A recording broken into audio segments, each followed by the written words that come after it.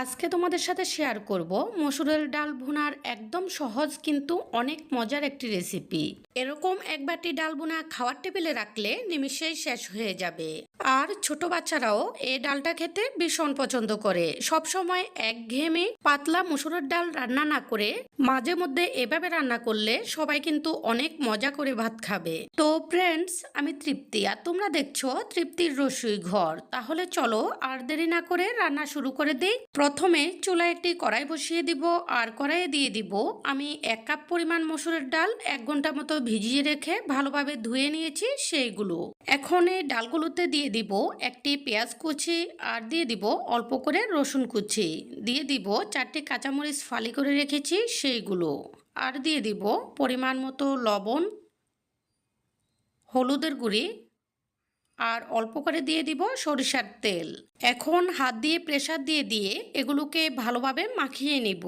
এ পর্যায়ে আমি তোমাদের কাছে একটি রিকোয়েস্ট রাখি, তোমরা যারা আমার চ্যানেলে নতুন, ঘরোয়া সকল ধরনের রান্নার সহজ এবং সুস্বাদু রেসিপিটি পেতে আমার চ্যানেলটি সাবস্ক্রাইব করে রেখো। আর যারা আগেই সাবস্ক্রাইব করে রেখেছো তাদেরকে অসংখ্য ধন্যবাদ। ডালগুলোকে ভালোভাবে মাখিয়ে নেওয়ার পর এগুলো সেদ্ধ হওয়ার জন্য 1 কাপ ডালের জন্য 2 কাপ পরিমাণ জল দিয়ে দিয়েছি। এখন এগুলো ভালোভাবে ফুটে ওঠার জন্য অপেক্ষা করব। আর ভালোভাবে ফুটে উঠলেই এগুলোকে ঢাকনা দিয়ে দিব। ঢাকনা দিয়ে চুলার আগুনটি ডিম করে দিব আর এভাবে বসিয়ে রাখবো 20 মিনিট সময় পর্যন্ত। এতে করে ডালগুলো খুব সুন্দরভাবে সেদ্ধ হয়ে যাবে। ডালের সেদ্ধ হওয়ার এই সময়টা ডালের উপরে নির্ভর করে। কিছু কিছু ডাল সেদ্ধ হতে একটু সময় বেশিই লাগে। এটা আইডিয়া করে সেদ্ধ করে নিলেই হবে। ডালগুলো সেদ্ধ হয়ে গেলে আমি ঢাকনাটি তুলে নিব। এখানে ডালগুলো পরিমাণ মতো সেদ্ধ হয়ে গেছে। এখন আমি চামচ দিয়ে নেড়ে নেড়ে কিছু ডাল ভেঙে দিব। তোমরা চাইলে ডালগুলোকে না ভেঙে আস্তে আস্তে রাখতে পারো। এরপর আমি কড়াইটি সাইডে সরিয়ে রেখে এখানে একটি ফ্রাই প্যান বসিয়ে দিব আর ফ্রাই প্যানে দিয়ে দিব অল্প করে সরিষার তেল। তেলটা গরম হলে এখানে 2টি শুকনা মরিচ হালকা ছেড়ে দিয়ে দিব। এখন এই মরিচগুলোকে হালকাভাবে একটু ভেজে নিব। এরপর এখানে দিয়ে দিব 1 টুকরা দারুচিনি, 2টি এলাচ আর দিয়ে দিব অল্প করে রসুন কুচি আর কিছু পেঁয়াজ কুচি দিয়ে দিব। এই পেঁয়াজগুলোকে আমি একটু চিকন করে কেটে দিয়েছি, কারণ এই পেঁয়াজগুলোকে আমি একদম বেরেস্তার মতো করে ভেজে দিব। চুলার আগুন কমিয়ে রেখে নেড়ে নেড়ে এই পেঁয়াজগুলোকে লাল লাল করে ভেজে নিব। আগুন কমিয়ে রাখার কারণে সরিষার তেলটা একটু ফেনা হয়ে গেছে। কিছুক্ষণ পর পেঁয়াজগুলো ভাজি হয়ে একটু লাল লাল হয়ে গেলে এখানে একদম সামান্য করে মরিচের গুঁড়া দিয়ে এগুলোকে একটু নেড়ে নিব। এরপর এগুলোকে সাইডে রেখে দিয়ে ডালের কড়াইটি বসিয়ে দিব।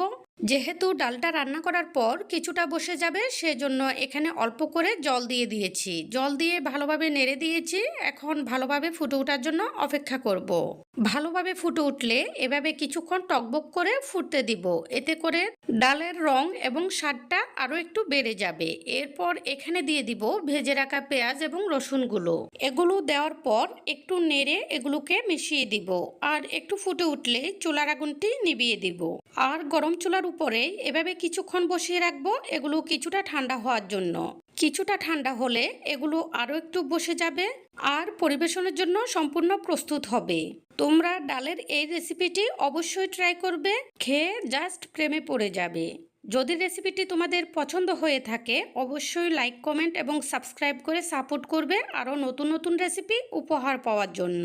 এই বলে আজকের মতো এখানেই বিদায় নিচ্ছি। পরবর্তীতে চলে আসবো নতুন কোনো রেসিপি নিয়ে। সেই পর্যন্ত সবাই ভালো থেকো।